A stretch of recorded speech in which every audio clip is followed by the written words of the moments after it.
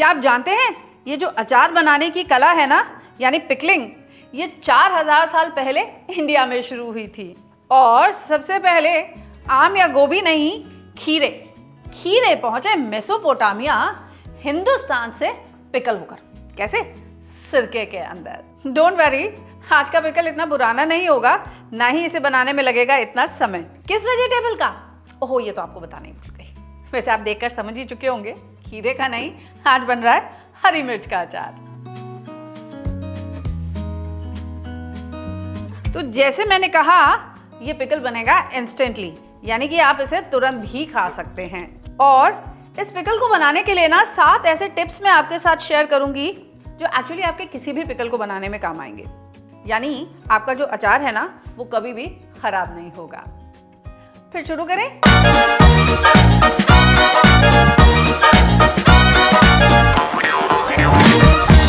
तो जैसे कि आप देख रहे हैं, मैं यहाँ पर अपनी मिर्च को छांट ले रही हूँ। क्यों छांट ले रही हूँ?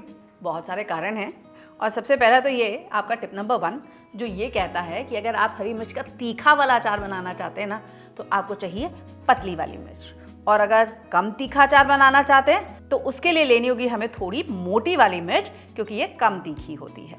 और दूसरी चीज़ जिसका हमें ध्यान रखना है ना, वो ये है कि अगर कोई मिर्च पीली हो गई है या बहुत काली हो गई है या लाल हो रही है ना, वो मिर्च हमको नहीं लेनी है। और यही है आपकी tip number 2 of the day. Select chillies जो हो हरी हरी सी। अब ये देखिए, मैंने अपनी सारी मिर्च बीन ली है और ये मेरी अच्छी मिर्च है। और इसको मैं अचार में इस्तेमाल नहीं करूंगी, इसे मैं अपनी चटनी वटनी बनाने में इस्तेमाल कर लूंगी। अब तीसरा काम जो हम करेंगे ना, वो ये कि इस मिर्च को अच्छे से धो लेंगे और अच्छे से पोंछ करके सुखा लेंगे। अगर इसमें गंदगी रह जाएगी ना, तो इस मिर्च के अचार के खराब होने के चांसेस और बढ़ जाएंगे।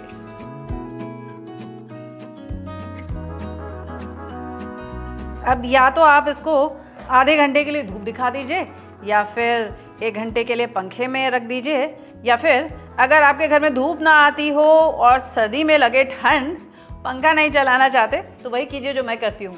मैं एक हेयर ड्रायर के साथ इसको सुखा लेती हूँ। देखा, सारी मिर्च सूख गई 2 मिनट के अंदर। और ये जो मॉइस्चर है ना, इसे सुखा लेना बहुत ज़रूरी है, क्योंकि इसकी वजह से आपके अचार के खराब होने के चांसेस बने रहते हैं। अब हम क्या करेंगे? अब इस मिर्च की ये जो डंडी है ना, इस डंडी को हम तोड़ करके निकाल देंगे, क्योंकि डंडी में भी होता है मॉइस्चर, और उस मॉइस्चर से भी अचार के खराब होने के चांसेस बने रहेंगे, इसलिए। डन। अब ये डंडियों को तो ऑफ कोर्स हम डिस्कार्ड कर देंगे। और ये जो मैंने यहाँ पर मिर्च काट करके रख ली है ना, इसका जानते हैं मैं क्या करूँगी? मैं इसे बीच में से आधा कट कर लूँगी। और यही नोट कर लीजिए आप अपनी next tip of the day, जो ये कहती है अगर आप अपने हाथों पर थोड़ा सा सरसों का तेल लगा लेंगे ना, तो इस मिर्च की जो जलन है ना, वो आपको महसूस कम होगी।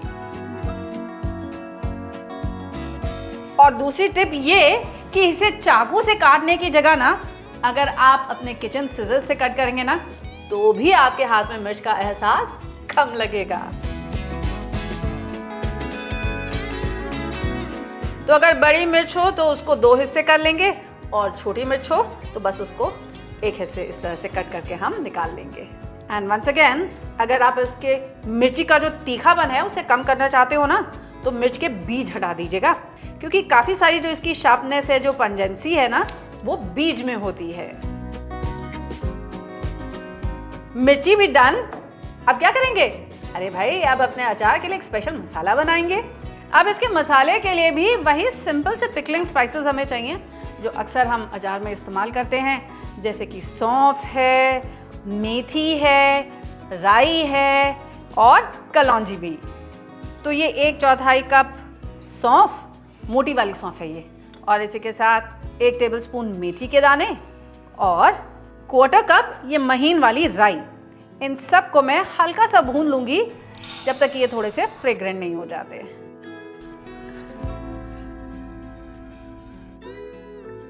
मैंने इसमें कलौंजी अभी ऐड नहीं की है, क्योंकि कलौंजी को अगर मैंने कुक किया ना, तो ये कलौंजी जो है वो कड़वी हो जाएगी, इसीलिए इसे हम बाद में मिलाएंगे।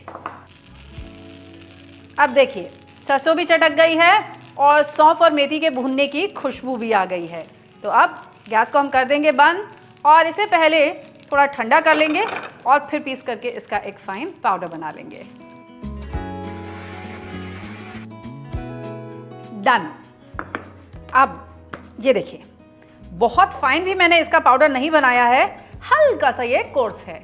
तो अब पहले इस मिर्च में हम अपने सूखे मसाले मिला लेंगे, जिसमें देखिए सबसे पहले तो हम ऐड करेंगे 1 टेबलस्पून हल्दी powder, 1 tablespoon Kashmiri red chilli powder for a very nice colour, 2 tablespoon नमक, प्रिपेयर किया हुआ अचार मसाला, 1 टीस्पून कलौंजी यानी मंगरेल और इसी के साथ साथ 1/4 कप सिरका यानी कि व्हाइट विनेगर भी। अब इसे हम अच्छे से मिक्स कर लेंगे। जैसे मैंने आपको बताया था सबसे पहले जो अचार बनाए गए थे ना उनको सिरके में पिकल किया गया था और सिरके में डाल करके खीरों को ले जाया गया था मेसोपोटामिया तक। तो यानी कि ये जो सिरका है ना, ये जानते हैं क्या काम करता है? ये एक प्रिजर्वेटिव का काम करता है, जिसकी वजह से आपके अचार जो है वो खराब नहीं होते। डन। और अब आप नोट कर लीजिए अपनी next tip of the day, जो ये कहती है कि अचार हमेशा सरसों के तेल में डाला जाता है। क्यों? क्योंकि सरसों के तेल में होती हैं कुछ anti bacterial, anti fungal properties जो आपके अचार को खराब होने से प्रिवेंट करती हैं। और इसी के साथ साथ ये अचार के वेजिटेबल्स और एयर के कांटेक्ट को भी खत्म कर देता है, जिसकी वजह से आपका अचार खराब नहीं होता। और मैं कहती हूँ वो सरसों का तेल ही क्या जिसकी झांझ आपको रुला ना दे। झांझ तो जानते हैं ना आप? झांझ होती है आपके सरसों के तेल की पंजेंसी, उसका तीखापन। और मेरे सरसों के तेल में कितनी झांझ है ये मुझे अच्छे से पता है, क्योंकि मेरे सरसों का तेल पैक पर लिख कर देता है। आपका तेल आपको झांझ बताता है क्या? नहीं ना। क्या आप जानते हैं आप अपनी पसंद की झांझ चुन सकते हैं। इमामी लाया है आपके लिए 3 सरसों के तेल के वेरिएंट्स। अगर आपको बहुत तीखा सरसों का तेल चाहिए तो चुनिए मेरी तरह सुपर स्ट्रॉन्ग, नहीं तो स्ट्रॉन्ग या फिर माइल्ड भी, जिन पर आपको लिखा मिलेगा आपका झांझ नंबर भी। तो भाई मेरे लिए तो सरसों का तेल वही अच्छा जिसमें हो बढ़िया सी झांझ भी। अब 1 कप ये सरसों का तेल मैं गरम कर लूंगी जब तक कि इसमें धुआं नहीं उठ जाता। अब इस तेल को अच्छे से गर्म हो जाने देंगे जब तक इस तेल में धुआं नहीं आ जाता। तेल पे आ चुका है धुआं, तो गैस को कर देते हैं हम बंद और इसको थोड़ा सा ठंडा हो जाने देंगे। तब तक देखिए यहाँ पर मैंने एक कोयले का टुकड़ा गैस पे रख दिया है गर्म करने के लिए। ये किस लिए? इसका राज भी आपको पता चलेगा बस कुछ ही देर के बाद। ये है बढ़िया रुला देने वाली झांझ, इसी से आएगा मेरे अचार में मजा। अब इसका धुआं बैठ गया है तो मैं इसमें ऐड करूंगी बस 1/4 चम्मच हींग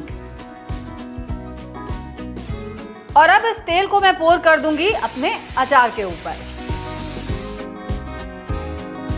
अब तेल के साथ भी आप मिर्च को अच्छे से मिक्स कर दीजिए। देखिए वैसे तो ये अचार इमीडिएटली खाने के लिए है तैयार, लेकिन अगर ये थोड़ा सा और मैच्योर हो जाएगा ना तो इसका जो टेस्ट है ना वो और बढ़िया हो जाएगा। तो कम से कम इसको 1 दिन तो जरूर रेस्ट करने दीजिएगा। अब यही नोट कर लीजिए आप अपनी next tip of the day, जो ये कहती है कि इस अचार को हमेशा या तो किसी कांच के बर्तन में या फिर चीनी मिट्टी के मर्तबान में आप स्टोर कीजिए। ये नॉन रिएक्टिव होते हैं, जिसकी वजह से आपका अचार जो है वो लंबे समय तक अच्छा बना रहेगा। अब जार तो हमने ले लिया, लेकिन एक बात का हमें और ख्याल रखना है कि ये जार भी एकदम सूखा हुआ होना चाहिए और इसको स्टरलाइज भी कर लेंगे। तो सुखाने के लिए या तो इसे धूप में रख देंगे या फिर एक टिश्यू पेपर के हेल्प से आप इसे अच्छे से पोंछ लीजिए। और यही आती है आपकी next tip of the day, जो ये कहती है कि इस जार को स्टरलाइज करने के लिए हम इस्तेमाल करेंगे हींग के धुएं का, यानी इसे देंगे हींग का डूंगर। कैसे? चलिए दिखाती हूं।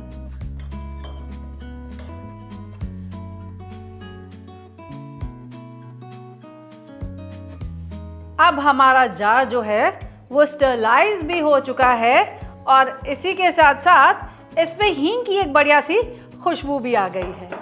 अब इसमें हम अपना अचार फिल करके रख लेंगे। ध्यान बस हमें इस बात का देना है कि हमारा जो अचार है ना, ये तेल से अच्छे से कवर्ड हो। अगर नहीं है तो इसमें थोड़ा सा तेल और गरम करके ऊपर से उसे टॉप कर लीजिएगा। तो ये तो हो गया मेरा मिर्च का अचार रेडी। अब आप इसे घर में ज़रूर ट्राई कीजिएगा और मुझे ज़रूर बताइएगा कि आपको ये मिर्च का अचार कैसा लगा।